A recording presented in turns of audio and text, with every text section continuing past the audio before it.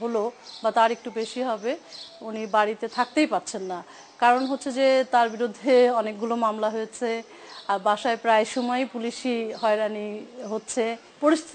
পরিবেশ যদি কিছুটা অনুকূলে নির্বাচন কমিশন করতে পারেন, তাহলে অবশ্যই উনি প্রকাশ্যে এসেই দলীয় নেতাকর্মীদেরকে নিয়ে উনি নির্বাচনী প্রচারণায় নেমে পড়বেন, এবং সেটা খুব শিগগিরই।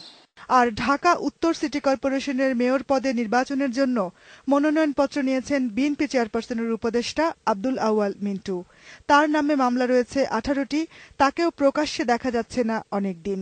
তার বড় ছেলে তাবিদ মোহাম্মদ আউয়াল জানিয়েছেন, নির্বাচনী লড়াইয়ের বিষয়ে অনড় রয়েছেন মিন্টু। আমাদের মিন্টু সাহেবের লক্ষ্যমাত্রা থাকবে যে জনগণের সাথে সরাসরি পৌঁছে যাওয়া, কথা বলা, ওনাদের সমস্যাগুলো শোনা, এবং সমস্যার যেসব প্রতিশ্রুতি উনি দিতে পারবেন তাৎক্ষণিকভাবে সেটা উনি জনগণের মাঝে সামনাসামনি দিয়ে আসবেন। মনোনয়নপত্র স্ক্রুটিনি করে ইলেকশন কমিশন বলুক যে হ্যাঁ ওনার মনোনয়নপত্র বহাল হওয়ার পরপরই উনি জনগণের সামনে দাঁড়াবেন।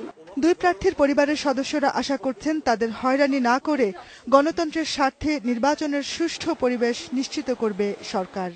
সিটি কর্পোরেশন নির্বাচনের বাতাস অনেকটাই পাল্টে দিয়েছে দেশের রাজনৈতিক পরিস্থিতি। টানা আন্দোলনে থাকা বিএনপি এখন নির্বাচনমুখী। বিএনপি নেতারা মনে করছেন, এই নির্বাচন তাদেরকে জনপ্রিয়তা যাচাইয়ের সুযোগ করে দেবে। Jahanara Parvin, Independent News, Dhaka.